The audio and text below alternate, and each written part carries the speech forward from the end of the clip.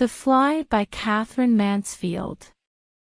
"We're very snug in here," piped old Mr. Wooderfield, and he peered out of the great, green leather armchair by his friend the boss's desk as a baby peers out of its pram. His talk was over. It was time for him to be off. But he did not want to go. Since he had retired, since his stroke, the wife and the girls kept him boxed up in the house every day of the week except Tuesday. On Tuesday he was dressed and brushed and allowed to cut back to the city for the day. Though what he did there the wife and girls couldn't imagine. Made a nuisance of himself to his friends, they supposed. Well, perhaps so. All the same, we cling to our last pleasures as the tree clings to its last leaves. So there sat old Wooderfield, smoking a cigar and staring almost greedily at the boss, who rolled in his office chair, stout, rosy, 5 years older than he, and still going strong, still at the helm. It did one good to see him. Wistfully, admiringly, the old voice added, "It's snug in here, upon my word." "Yes, it's comfortable enough," agreed the boss, and he flipped the Financial Times with a paper knife. As a matter of fact, he was proud of his room. He liked to have it admired, especially by old Wooderfield. It gave him a feeling of deep, solid satisfaction to be planted there in the midst of it in full view of that frail old figure in the muffler. "I've had it done up lately," he explained, as he had explained for the past, how many, weeks. "New carpet," and he pointed to the bright red carpet with a pattern of large white rings. "New furniture," and he nodded towards the massive bookcase and the table with legs like twisted treacle. "Electric heating." He waved almost exultantly towards the 5 transparent, pearly sausages glowing so softly in the tilted copper pan. But he did not draw old Wooderfield's attention to the photograph over the table of a grave-looking boy in uniform standing in one of those spectral photographers' parks with photographers' storm clouds behind him. It was not new. It had been there for over 6 years. "There was something I wanted to tell you," said old Wooderfield, and his eyes grew dim remembering. "Now what was it?" "I had it in my mind when I started out this morning." His hands began to tremble, and patches of red showed above his beard. "Poor old chap, he's on his last pins," thought the boss. And, feeling kindly, he winked at the old man, and said jokingly, "I tell you what. I've got a little drop of something here that'll do you good before you go out into the cold again. It's beautiful stuff. It wouldn't hurt a child." He took a key off his watch chain, unlocked a cupboard below his desk, and drew forth a dark, squat bottle. "That's the medicine," said he. "And the man from whom I got it told me on the strict QT it came from the cellars at Windsor Castle."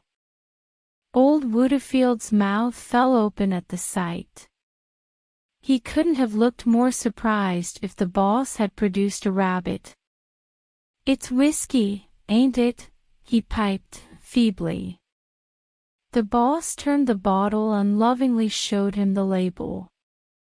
Whiskey it was. "Juno," said he, peering up at the boss wonderingly, "they won't let me touch it at home." And he looked as though he was going to cry. "Ah, that's where we know a bit more than the ladies," cried the boss, swooping across for 2 tumblers that stood on the table with the water bottle, and pouring a generous finger into each. "Drink it down. It'll do you good." And don't put any water with it. It's sacrilege to tamper with stuff like this. Ah. He tossed off pulled out his handkerchief, hastily wiped his mustaches, and cocked an eye at old Woodfield, who was rolling in his chaps. The old man swallowed, was silent a moment, and then said faintly, "It's nutty." But it warmed him, it crept into his chill old brain, he remembered. That was it, he said, heaving himself out of his chair. "I thought you'd like to know. The girls were in Belgium last week having a look at poor Reggie's grave, and they happened to come across your boys. They're quite near each other, it seems." Old Woodfield paused, but the boss made no reply. Only a quiver in his eyelids showed that he heard.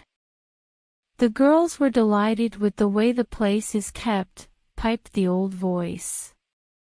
"Beautifully looked after. Couldn't be better if they were at home. You've not been across, have yer?" No. For various reasons the boss had not been across. "There's miles of it," quavered old Woodfield, "and it's all as neat as a garden. Flowers growing on all the graves.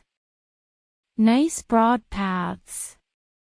It was plain from his voice how much he liked a nice broad path. The pause came again.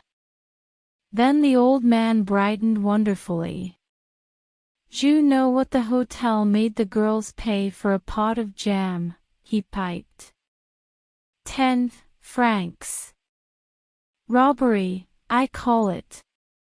It was a little pot, so Gertrude says, no bigger than a half-crown. And she hadn't taken more than a spoonful when they charged her 10 francs. Gertrude brought the pot away with her to teach Em a lesson. Quite right, too. It's trading on our feelings. They think because we're over there having a look round we're ready to pay anything. That's what it is." And he turned towards the door. Quite right, cried the boss, though what was quite right he hadn't the least idea. He came round by his desk, followed the shuffling footsteps to the door, and saw the old fellow out. Woodfield was gone. For a long moment the boss stayed, staring at nothing, while the gray-haired office messenger, watching him, dodged in and out of his cubby hole like a dog that expects to be taken for a run. "Then, I'll see nobody for half an hour, Macy," said the boss. "Understand? Nobody at all." "Very good, sir." The door shut, the firm heavy steps recrossed the bright carpet, the fat body plumped down in the spring chair, and leaning forward, the boss covered his face with his hands. He intended, he had arranged to weep. It had been a terrible shock to him when old Woodfield sprang that remark upon him about the boy's grave. It was exactly as though the earth had opened and he had seen the boy lying there with Woodfield's girls staring down at him. For it was strange. Although over 6 years had passed away, the boss never thought of the boy except as lying unchanged, unblemished in his uniform, asleep forever. "My son," groaned the boss. But no tears came yet. In the past, in the first months and even years after the boy's death, he had only to say those words to be overcome by such grief that nothing short of a violent fit of weeping could relieve him. Time, he had declared then, he had told everybody, could make no difference. Other men perhaps might recover, might live their loss down, but not he. How was it possible? His boy was an only son. Ever since his birth the boss had worked at building up this business for him. It had no other meaning if it was not for the boy. Life itself had come to have no other meaning. How on earth could he have slaved, denied himself, kept going all those years without the promise forever before him of the boy stepping into his shoes and carrying on where he left off? And that promise had been so near being fulfilled. The boy had been in the office learning the ropes for a year before the war. Every morning they had started off together, they had come back by the same train. And what congratulations he had received as the boy's father. No wonder, he had taken to it marvelously. As to his popularity with the staff, every man jack of them down to old Macy couldn't make enough of the boy. And he wasn't in the least spoilt. No, he was just his bright, natural self, with the right word for everybody, with that boyish look and his habit of saying, simply splendid. But all that was over and done with as though it never had been. The day had come when Macy had handed him the telegram that brought the whole place crashing about his head. Deeply regret to inform you. And he had left the office a broken man, with his life in ruins. 6 years ago, 6 years. How quickly time passed. It might have happened yesterday.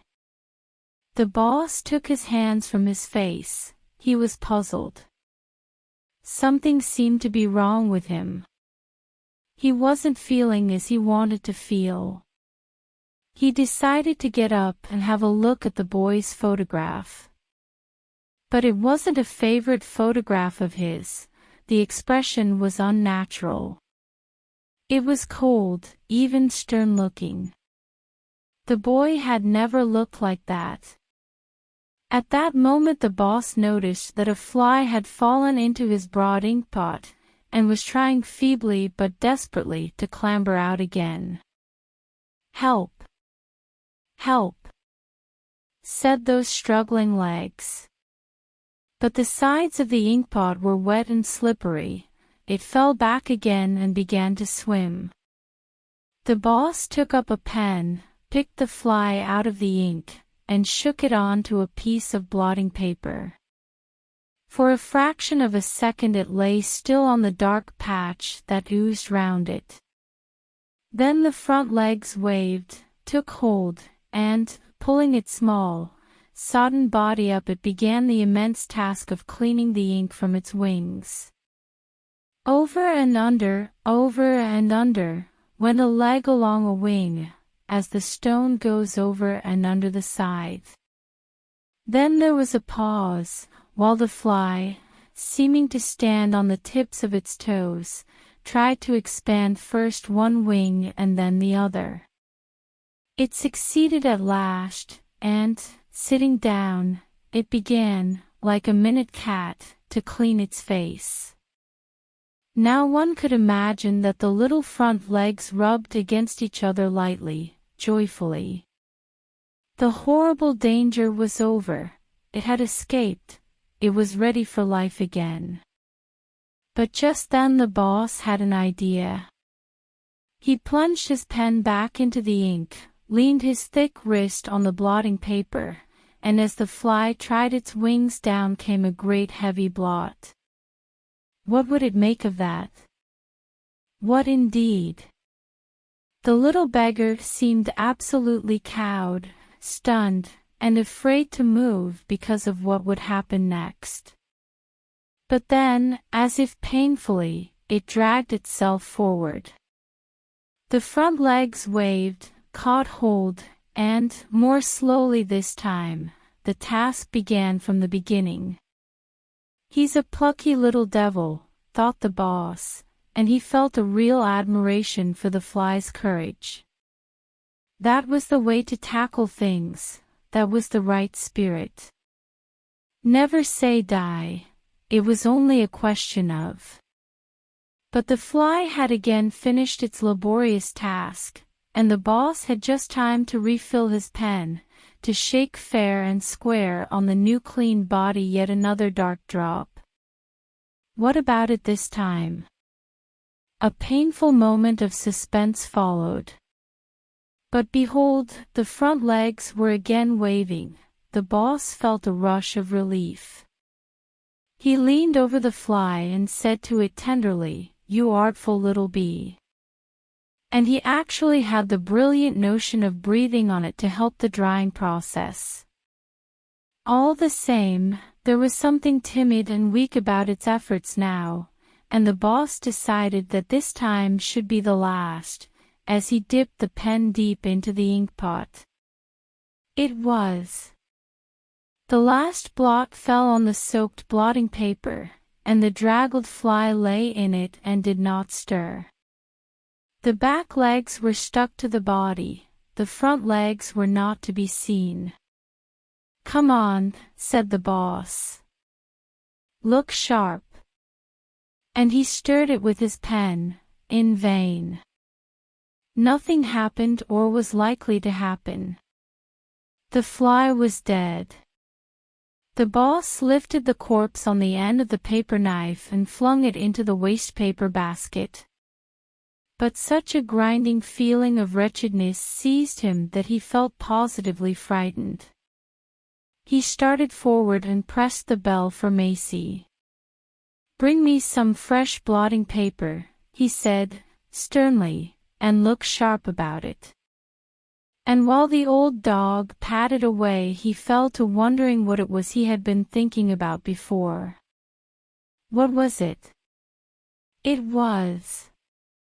He took out his handkerchief and passed it inside his collar. For the life of him he could not remember.